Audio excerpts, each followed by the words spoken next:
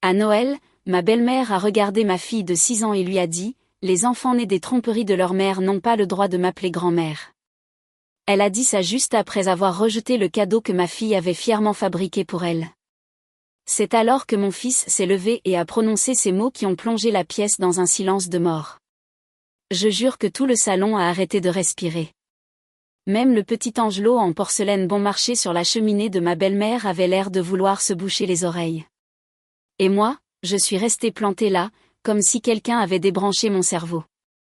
Ma bouche s'ouvrait et se fermait, comme un poisson rouge vivant un traumatisme émotionnel. Ma fille de 6 ans, Mia, n'a pas tout à fait compris les mots, pas entièrement, mais elle a parfaitement compris le rejet. Son visage s'est froissé comme un mouchoir en papier oublié sous la pluie. C'est à ce moment-là que le vertige m'a frappé si fort que j'ai dû agripper le dossier d'une chaise. Non pas parce que je pensais tomber, mais parce que j'avais besoin de cette chaise pour m'empêcher de sauter à la gorge de ma belle-mère, Chantal. Tout était si normal une minute plus tôt, ou du moins normal selon les standards de Chantal, ce qui signifie agressivement festif et profondément faux. Son sapin scintillait, les bougies à la cannelle se battaient en duel avec l'odeur de la dinde brûlée venant de la cuisine, et les cadeaux étaient empilés comme si nous tournions une publicité pour la surconsommation saisonnière. Et bien sûr, le favoritisme coulait à flot, comme du vin en cubi lors d'une kermesse d'école. Lola est passée la première. Lola, la fille de ma belle-sœur Mélanie, qui a environ le même âge que mes enfants et qui est visiblement l'enfant chéri de mes beaux-parents. Elle a tendu à ma belle-mère, Chantal, un mug qu'elle avait décoré à l'école, un truc bosselé et incrusté de paillettes qui semblait avoir besoin d'une hospitalisation immédiate. Chantal a poussé un cri aigu comme si on lui avait remis le Saint Graal et a immédiatement serré Lola dans ses bras, tandis que mon beau-père, Laurent, applaudissait comme un grand-père automate programmé pour l'enthousiasme. Ensuite, mon fils aîné, Noah, a remis son cadeau, un simple dessin de lui et Chantal faisant de la luge. Elle a glapi de nouveau, lissant ses cheveux et lui disant qu'il était un petit artiste talentueux. Ils lui ont offert une boîte plus grande que lui, et quand il l'a déchirée, c'était une voiture télécommandée avec des lumières clignotantes et des roues capables de rouler sur les murs ou au plafond. Puis ce fut le tour de Mia. Il lui avait offert une petite poupée en plastique avec des cheveux si clairsemés qu'on aurait dit qu'elle avait survécu à un accident de décoloration. Chantal lui a souri de cette manière fine et tendue qu'elle n'utilisait que lorsqu'elle aurait préféré sourire à n'importe qui d'autre. Mais Mia n'a rien remarqué. Elle était trop excitée, trop fière. Ma douce fille avait passé des jours à travailler sur son dessin. Elle le tenait à 2 mains, rayonnante, les yeux brillants, sautillant sur place comme un chiot prêt à être félicité. Elle l'a tendu et tout s'est effondré. Chantal a pris le dessin, l'a regardé, a regardé Mia, m'a regardé, et sur le ton le plus doux et le plus venimeux imaginable, elle a dit la phrase qui résonnera dans mon crâne jusqu'à ma mort, « Les enfants nés des tromperies de leur mère n'ont pas le droit de m'appeler grand-mère, ma chérie. » J'ai ressenti chaque mot comme une gifle physique. Mia s'est figée comme si la phrase avait activé un interrupteur d'arrêt d'urgence en elle. Sa bouche a tremblé, ses yeux se sont remplis d'eau, puis la première larme a coulé, lente et lourde. Le genre de larme qu'un enfant pleure quand le monde cesse soudainement d'avoir du sens. Laurent a remué, mal à l'aise, mais n'a rien dit. Mélanie avait l'air de vouloir sourire mais s'est retenue. Thomas. Waouh. Il avait l'air de quelqu'un qu'on venait de pousser sous l'eau. Ses yeux étaient écarquillés et stupéfaits, tout son corps rigide. Il ouvrait la bouche comme pour parler, mais aucun son ne sortait. Et moi, je vibrais. La rage remontait le long de ma colonne vertébrale par vagues électriques brûlantes. Je la sentais dans mes dents, dans mes doigts, dans mon pouls. Mais avant que je puisse parler, avant que je puisse déchaîner quoi que ce soit, Noah s'est levé. Mon fils de 8 ans, l'enfant qu'ils adoraient, celui qui ne pouvait rien faire de mal. Il s'est levé si vite que sa chaise a raclé bruyamment sur le parquet. Tout le monde a sursauté. Il a marché droit vers Chantal, la mâchoire serrée, les yeux brûlants de quelque chose que je n'avais jamais vu chez lui auparavant. Quelque chose de féroce et de terriblement adulte. Il a tendu la main et a arraché le dessin qu'il lui avait donné plus tôt, celui de la luge, celui pour lequel elle avait inventé. Il l'a saisi avec ses petits doigts tremblants.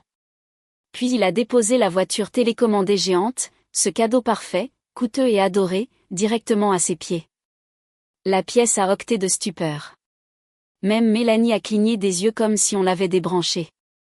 Et puis Noah a dit, d'une voix stable mais tremblante sur les bords, « Si ma sœur ne peut pas t'appeler grand-mère, alors moi non plus. » Silence. Un silence épais, stupéfait, suffocant. Lola fixait la scène. La bouche de Mélanie s'est ouverte. Chantal a reculé comme si on l'avait frappée. Noah s'est tourné vers Mia et lui a pris la main. Il l'a prise doucement, comme si elle était faite d'une matière précieuse. Puis il m'a regardée et a dit, « Maman, on peut partir ? Je ne veux pas rester ici. » Ce n'était pas une question. C'était un verdict. Et soudain, tout s'est mis en place en moi. « Oui, ai-je dit. On s'en va. » Thomas s'est levé trop lentement, mais avec détermination. Il y avait quelque chose sur son visage. De la honte peut-être, ou une lucidité naissante, ou peut-être juste la réalisation que sa mère venait de brûler un pont qu'il ne pourrait jamais reconstruire. Personne ne nous a arrêtés. Personne n'a essayé. Nous avons marché vers la porte, tous les quatre, nous accrochant les uns aux autres comme si nous traversions un champ de bataille. Et juste au moment où j'atteignais la poignée, j'ai eu ce sentiment aigu et écœurant que ce n'était que le début, que la véritable explosion n'avait même pas encore commencé. Une ombre est passée sur le visage de Chantal. La main de Mélanie a volé vers son téléphone. Laurent a marmonné quelque chose dans sa barbe. Puis nous sommes sortis dans l'air froid de décembre, et la porte s'est refermée derrière nous comme on arme un pistolet chargé. Si vous m'aviez dit il y a des années que Chantal m'accuserait un jour d'adultère devant ma fille de 6 ans, je ne vous aurais pas cru. Pas parce qu'elle n'en était pas capable, mais parce que je ne pensais pas que l'univers serait aussi cruellement prévisible. Mais nous y voilà, et honnêtement, les signes étaient tous là. Je me contentais de me dire qu'il n'existait pas reprenons depuis le début. J'ai rencontré Thomas lors d'une soirée jeu de société où je n'étais même pas censée aller. J'avais passé une journée horrible. Le genre de journée où vous remettez agressivement en question chaque choix de vie que vous avez fait. Et une amie m'a convaincue de sortir. Il y aura à manger, a-t-elle dit. Et peut-être quelqu'un de mignon. Il y avait à manger. La partie, mignon, était discutable. Je suis entrée et je l'ai vu. Un grand type à l'air nerveux avec un t-shirt de la NASA, triant les pièces du jeu par couleur avec l'intensité de quelqu'un qui désamorcerait une bombe.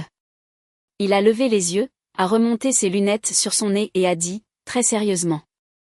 Les distributions de probabilités dans ce jeu favorisent grandement le joueur qui commence, lectrice. Il m'a eu parce que sous sa maladresse et son cours de statistique, il était gentil. Il écoutait quand je parlais.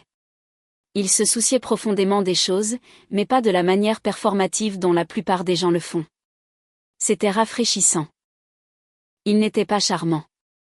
Il n'était pas lisse, mais il était sincère d'une manière qui vous faisait croire qu'il pensait chaque mot qu'il disait. Malheureusement, il a été élevé par des gens qui croyaient que la sincérité était une anomalie génétique. La première fois qu'il m'a emmené rencontrer ses parents, Chantal a ouvert la porte et m'a regardé comme si j'étais un livre de bibliothèque en retard qu'elle n'avait pas demandé. « Oh, a-t-elle dit. C'est toi, Émilie ? » « Oui, ai-je répondu. »« Et vous êtes Chantal ?» Son sourire s'est crispé. « Tu es plus petite que ce à quoi je m'attendais. »« D'accord. Super. Un excellent début. » Laurent planait derrière elle comme un retraité nerveux attendant la permission de respirer. Il m'a serré la main avec toute la confiance d'un homme formé pour ne jamais initier une pensée. L'intérieur de la maison était un sanctuaire dédié à l'excellence académique de Thomas. Chaque mur arborait des photos, du bébé au doctorat, comme s'il documentait l'évolution d'un spécimen de laboratoire primé. Ce dîner fut un long interrogatoire déguisé en conversation polie.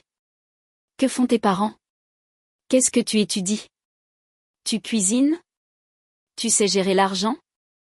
Thomas est très spécial. Tu sais, il a besoin du bon genre d'épouse. » Sous la table, Thomas m'a serré le genou comme pour dire, « Je sais. » Endure, c'est tout. J'ai enduré, à peine. Ce que je ne savais pas encore, c'est que je passais aussi une audition pour entrer en compétition avec sa famille pour son portefeuille. J'ai découvert qu'il les aidait financièrement tout à fait par hasard. Un jour, au début de notre relation, je suis passé devant son ordinateur portable et j'ai vu un onglet bancaire ouvert. Je n'espionnais pas. Ma vision périphérique faisait simplement son travail. Et là, il y avait un paiement récurrent à la société de crédit immobilier de ses parents. Pourquoi paies-tu leur prêt immobilier, ai-je demandé. Parce que la subtilité n'est pas une compétence que je possède, a-t-il sursauté. Ce n'est pas. Je veux dire, ils ont juste besoin d'un peu d'aide. Thomas, ai-je dit. Tu es étudiant en doctorat. Tu es à un accident de laboratoire près de devoir manger des céréales au dîner. J'ai une bourse, a-t-il protesté. Et le labo paie, et ils apprécient vraiment. Spoiler, ils n'appréciaient pas. Puis j'ai remarqué une autre ligne. Un virement à Mélanie. Pourquoi paies-tu ta sœur? Elle est entre 2 emplois. Mélanie est toujours entre 2 emplois. C'est son habitat naturel. Je ne me suis pas battue à ce moment-là.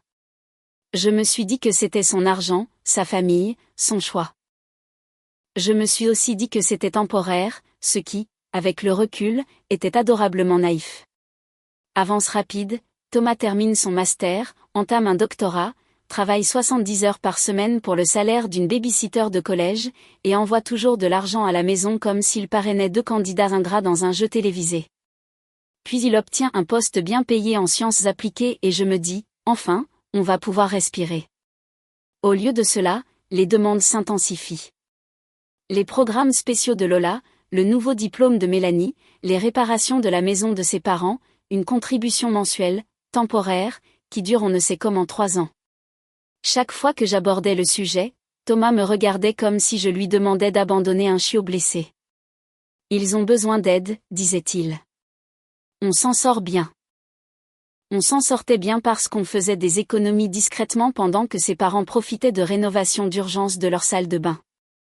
Puis Noah est né et tout le reste est devenu flou pendant un moment. Mes beaux-parents l'ont adoré instantanément. Il ressemble tout craché à Thomas. Il n'arrêtait pas de dire, nos gènes sont forts. Nos gènes, pas les miens, mais j'étais trop privée de sommeil pour me battre sur des pronoms. 2 ans plus tard, Mia est arrivée. Alors qu'elle sortait de ce brouillard de nouveau-né et que ses traits commençaient à prendre forme, j'ai commencé à apercevoir des éclairs de quelqu'un que je n'avais pas vu depuis des années. Ma défunte grand-mère. Les mêmes yeux doux, le même petit demi-sourire, la même douceur tranquille sur son visage. Ça m'a frappé d'une manière à laquelle je n'étais pas préparée. Ma grand-mère avait été l'endroit le plus sûr de mon enfance. Chaleureuse, stable, infiniment patiente. Voir des morceaux d'elle en Mia, c'était comme la retrouver un petit peu. Quand ma belle-mère a vu Mia pour la première fois, elle a froncé les sourcils. Elle ne ressemble pas à Noah. Elle ressemble à ma grand-mère, ai-je dit. Oh, a-t-elle répondu comme si je lui avais dit que le bébé était en partie extraterrestre. Eh bien, espérons qu'elle grandira pour ressembler à la famille, comme on s'habitue à des chaussures ou à une dette. Puis les blagues ont commencé. Tu es sûr qu'elle est de lui? On ne fait que taquiner. Détends-toi. C'est juste drôle. Noah est un mini Thomas et Mia est. Je ne sais pas d'où elle vient. Elle ressemble à ma grand-mère, ai-je répété encore et encore et encore.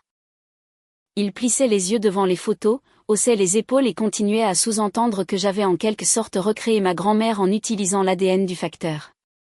À mesure que Mia grandissait, la cruauté grandissait aussi. Des petites remarques aux anniversaires, des pics chuchotés lors des dîners de famille. Elle ne ressemble vraiment pas à notre côté de la famille. Tu devras peut-être lui dire la vérité un jour. Le favoritisme augmentait aussi. Noah avait les gros cadeaux, les éloges, les sorties spéciales. Mia avait droit à la version au rabais à chaque fois. Elle le remarquait. Elle le remarquait toujours. Une fois, Noah a eu un cupcake avec une figurine de super-héros et 2 fois plus de glaçage. Mia a eu la version triste et économique. Noah a calmement transféré la moitié de son glaçage dans l'assiette de sa sœur et lui a donné le super-héros. Voilà, a-t-il dit. C'est mieux. J'ai dû faire semblant de regarder mon téléphone pour ne pas pleurer en public. J'ai essayé d'en parler à Thomas. Ce n'est pas intentionnel, disait-il. Intentionnel ou pas, ma fille apprenait qu'elle valait moins dans cette maison. Et à Noël, elle a appris exactement à quel point Chantal la considérait comme inférieure. Alors oui, quand Chantal a repoussé le dessin de Mia et a dit « Les enfants nés des tromperies de leur mère n'ont pas le droit de m'appeler grand-mère », je n'étais pas choquée. Mais j'en avais fini. Et je n'avais aucune idée que la détonation qu'elle avait déclenchée n'était que le début. Au moment où nous sommes rentrés de Noël, je pensais être émotionnellement vidée. Il s'avère que j'avais tort. J'ai installé Noah et Mia dans notre lit avec un film parce que je ne pouvais pas supporter l'idée qu'ils soient à plus de 2 mètres de moi. Puis j'ai marché dans le couloir, m'attendant à trouver Thomas en train de faire les 100 pas, de paniquer ou d'imploser en silence. Au lieu de cela, je l'ai trouvé assis à son bureau, toujours avec son manteau, éclairé par la lueur froide de l'écran, cliquant sur des boutons comme s'il démantelait une bombe. « Thomas », ai-je dit prudemment. « Qu'est-ce que tu fais ?» Il n'a même pas levé les yeux. « Je répare quelque chose », a-t-il répondu, ce qui est exactement le ton qu'un homme utilise juste avant de faire quelque chose d'irréversible. Je suis passé derrière lui. Les battements de mon cœur ont entamé un solo de percussion dramatique du genre « Oh non non non ». Son compte bancaire était ouvert. Paiement récurrent, virement, prélèvements automatiques. Je ne savais rien des onglets intitulés « Contribution prêt immobilier » et « Mensuel Mélanie ». Et à côté de chacun d'eux, « Annuler, annuler, annuler ». Un clic, un autre clic. Une autre artère coupée. Attends. J'ai agrippé le dossier de sa chaise. Est-ce que tu annules tout? Oui, c'était tout. Un mot. Une guillotine d'une syllabe. Tu veux dire le prêt de tes parents? Les trucs de ta sœur? De Lola. Tout. Il ne me regardait toujours pas. Sa mâchoire était verrouillée, ses épaules raides comme s'il avait été sculpté dans de la pierre froide. Mon cerveau passait frénétiquement en revue chaque version de Thomas que j'avais connue. Le Thomas doux, qui évite les conflits, qui s'excuse. Et aucune d'elles ne correspondait à l'homme assis là, supprimant des méthodes de paiement comme s'il lui devait de l'argent. C'est soudain, ai-je dit, ce qui était l'euphémisme de la décennie. Il a expiré, se penchant enfin en arrière dans sa chaise, non pas détendu, juste à bout. Tu sais ce qui m'a frappé ce soir, a-t-il dit, la voix basse. Mon fils de 8 ans a fait ce que j'aurais dû faire. Il a enfin levé les yeux vers moi. Ses yeux étaient rouges, furieux, honteux. Ça aurait dû être moi, a-t-il dit. J'aurais dû la défendre. J'aurais dû dire quelque chose. Je les ai laissés parler de toi pendant des années. Je les ai laissés faire des allusions devant Mia. Mais ce soir, ils lui ont dit en face et je me suis figée. Sa voix s'est brisée sur le mot « figée ». Mon estomac s'est noué. Je voulais le prendre dans mes bras, le rassurer, quelque chose, mais il n'avait pas fini. Noah n'aurait pas dû être celui qui la défend. Il n'aurait pas dû sentir qu'il devait le faire. C'est ma faute, et je ne laisserai plus jamais ça arriver. Il s'est retourné vers l'écran et a cliqué sur une autre suppression de carte. Tu n'as pas idée, a-t-il continué. Combien de fois je me suis dit que ça les aidait. Combien de fois j'ai pensé que c'était temporaire, qu'il l'apprécierait, que je faisais la bonne chose. Son rire était bref et tranchant. Ils n'ont jamais vu ça comme une aide. Ils voyaient ça comme une obligation, et ce soir l'a prouvé. Je me suis assise sur le bord du bureau parce que mes jambes n'étaient pas préparées à ce genre de tremblement de terre émotionnel. Alors, tu arrêtes? Ai-je demandé doucement. Il a hoché la tête. J'ai fini de sacrifier les expériences de nos enfants pour que ma mère puisse dire à Mia qu'elle est une erreur. J'ai fini de payer les factures de Mélanie pour qu'elle puisse se moquer de l'existence de ma fille. J'ai fini d'être le portefeuille dans lequel il tape quand il s'ennuie. J'ai dégluti difficilement. Thomas, ils vont exploser. Qu'ils explosent, a-t-il dit. Ils nous explosent dessus depuis des années. Il a cliqué sur une dernière confirmation et la page s'est actualisée comme s'il venait d'exorciser un démon. Et là, bien sûr, son téléphone a vibré. Il l'a regardé comme si quelqu'un lui avait envoyé le mot « boue » depuis l'intérieur de son placard. Ma mère, a-t-il dit. Évidemment. Il a répondu et a mis le haut-parleur parce qu'apparemment, nous adoptions la transparence totale maintenant. Thomas, a-t-elle hurlé immédiatement. On vient de recevoir une notification disant que notre mode de paiement pour le prêt a été supprimé. Est-ce que la banque a fait une erreur? Qu'est-ce qui se passe? Non, a-t-il dit calmement. Je l'ai supprimé. Silence. Puis un son comme si elle avait été giflée dramatiquement par des mains invisibles. Comment ça, tu l'as supprimé, a-t-elle exigé. Tu ne peux pas juste. Ton père panique. Vous allez devoir payer vous-même, a-t-il dit. Je ne le fais plus. Tu te moques de moi? Après tout ce qu'on a fait pour toi, on compte le dessus. On en a besoin. Je suis assez sûre que mes sourcils ont touché le plafond. Thomas n'a pas bronché. J'ai ma propre famille à soutenir. Nous sommes ta famille. A-t-elle hurlé. C'est à cause d'elle, n'est-ce pas? Elle te monte contre nous. Elle t'empoisonne. Arrête, a-t-il dit. Ce n'est pas Émilie. C'est moi. J'aurais pu l'embrasser. Directement sur la bouche. Là, au milieu de la pièce, avec sa mère hurlant sur haut-parleur comme une alarme incendie défectueuse. Tu as dit à ma fille, a-t-il continué, qu'elle venait d'une tromperie. Tu lui as jeté son cadeau au visage. Tu l'as humiliée. Oh, s'il te plaît, a claqué Chantal. Elle a 6 ans. Elle oubliera. Peut-être, a-t-il dit d'une voix tranchante. Mais Noah n'oubliera pas, et moi non plus. Sa voix est passée en mode furie totale. Tu es dramatique. Tu détruis cette famille. Tu l'as déjà fait, a-t-il dit. Tu ne t'attendais juste pas à ce que je le remarque. Il a raccroché. Raccroché. Thomas, l'homme qui s'était un jour excusé auprès d'un démarcheur téléphonique pour ne pas être intéressé, a raccroché au nez de sa mère. Je l'ai fixé. Il fixait le sol. Ses épaules tremblaient. Avant même que je puisse émettre un bruit réconfortant, le téléphone a vibré à nouveau. Mélanie. Oh non, ai-je murmuré. Niveau 2, a-t-il répondu. C'est quoi ce bordel, Thomas, a-t-elle lancé. Maman vient de m'appeler en pleurant. Tu lui as coupé les vivres et à moi aussi? Comment je suis censée payer les cours de Lola? Ce n'est pas mon problème, a-t-il dit. Tu ne peux pas faire ça, a-t-elle crié. Tout ça parce que maman a fait une blague. Elle a insulté ma fille, a-t-il dit. Et tu l'as soutenue. Oh, pour l'amour du ciel, a gémi Mélanie. C'était drôle. Tout le monde pense que Mia ne ressemble pas du tout à « ne fais pas ça », a-t-il dit. Ne finis pas cette phrase. Elle l'a fait quand même.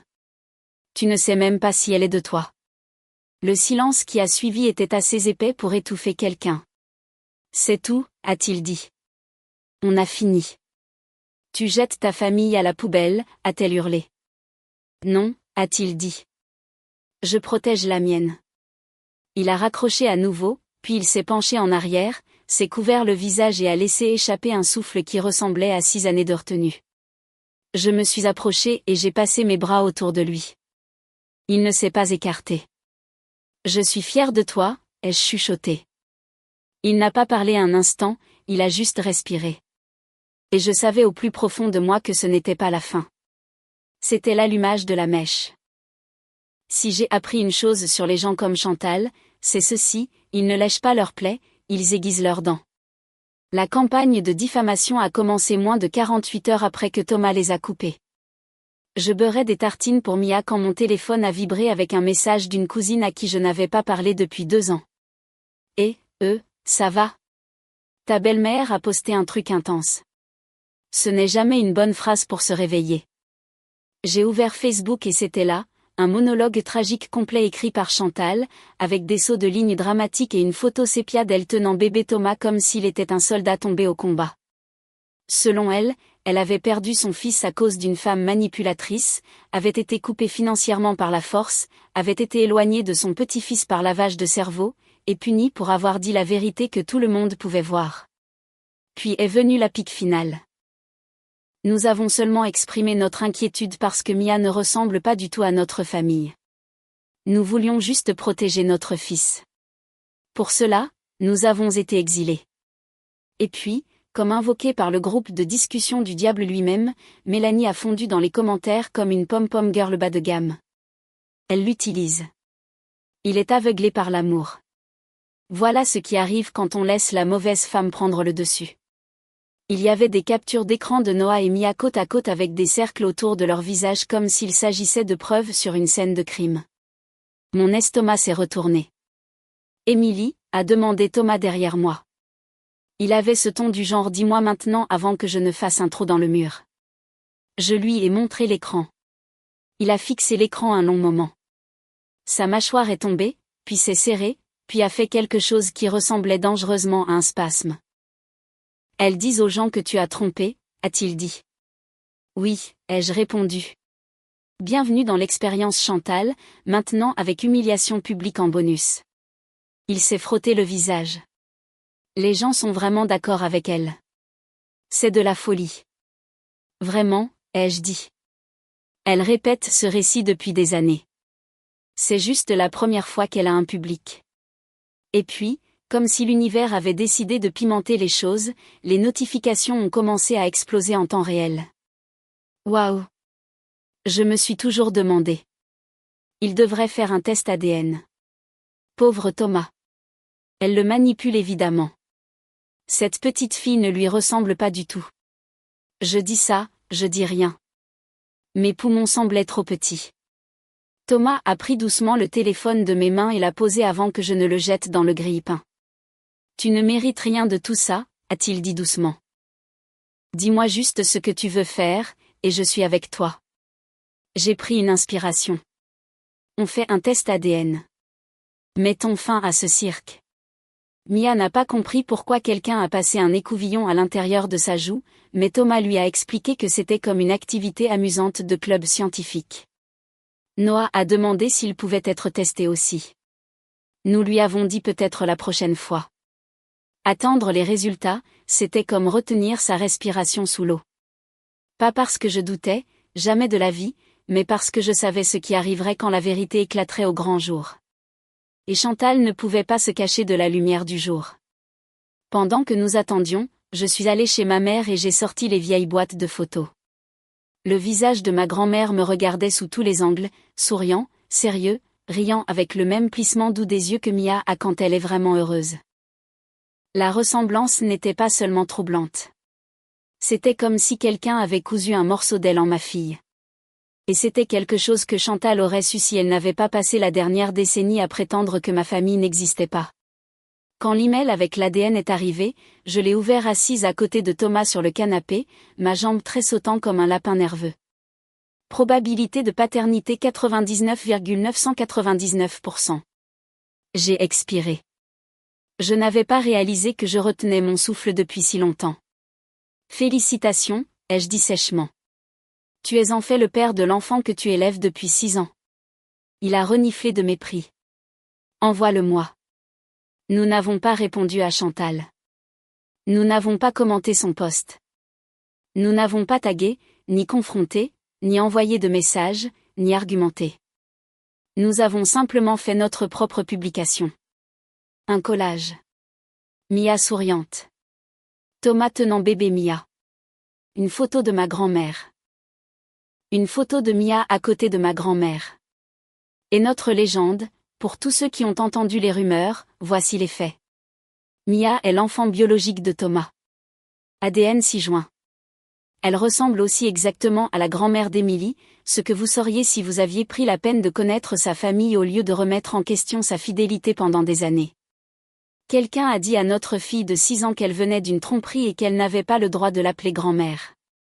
Cela lui a été dit directement en face.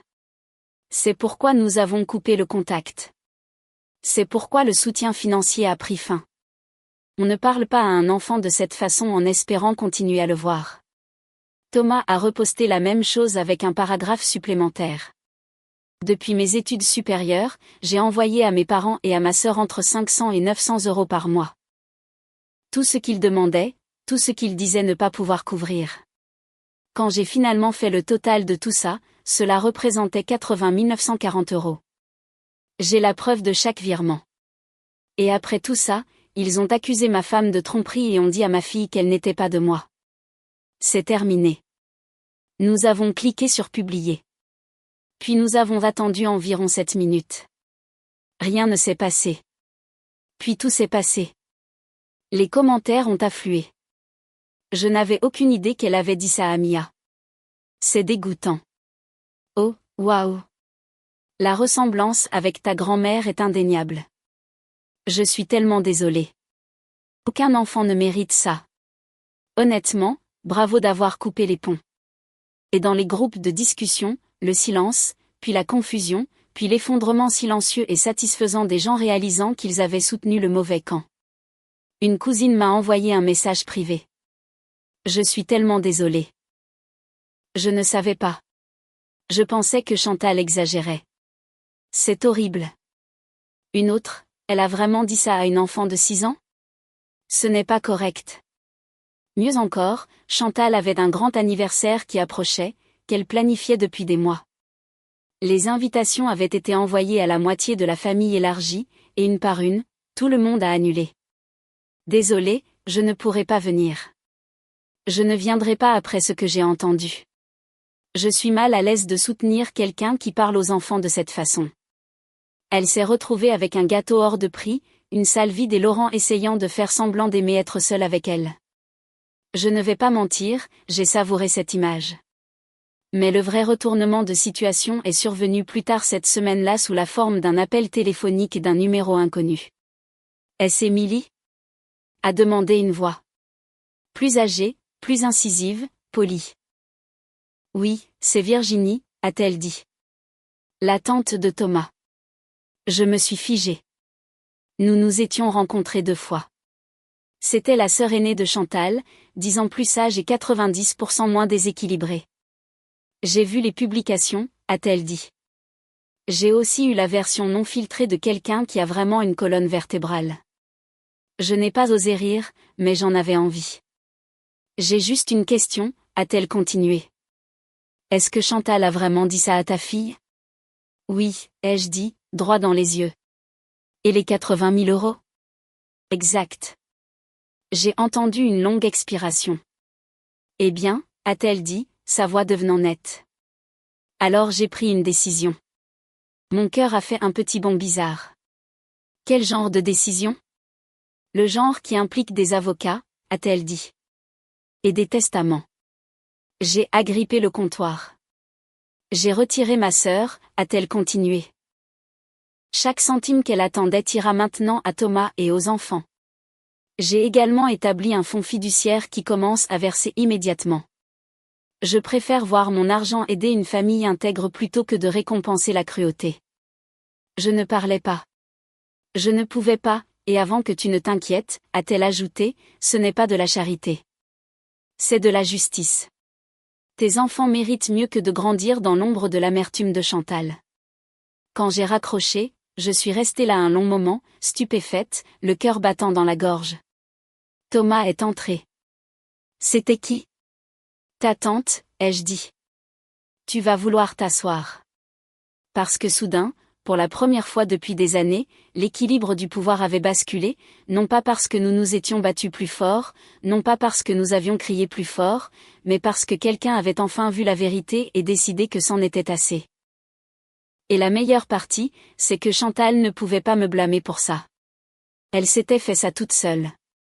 6 mois plus tard, et le silence est toujours un bonheur absolu. Mes beaux-parents, pas si heureux. Une fois que Thomas a coupé le cordon financier, ils ont sombré rapidement. Ils ont dû vendre leur maison, prendre plus petit, et selon un cousin, admettre enfin que compter sur un futur héritage n'était peut-être pas un plan de retraite viable, surtout depuis que cet héritage nous revenait. La tante de Thomas, celle avec le défunt mari millionnaire, a réécrit son testament la semaine même où le drame a éclaté. Il s'avère que l'argent substantiel sur lequel Chantal comptait toute sa vie repose maintenant dans un fonds pour nos enfants. Et une part très généreuse pour nous aussi. En attendant, nous avons commencé à voyager, vivant sans souci pour la première fois. Alors, qu'en pensez-vous? Suis-je allé trop loin ou pas assez? Dites-le moi dans les commentaires et n'oubliez pas de vous abonner.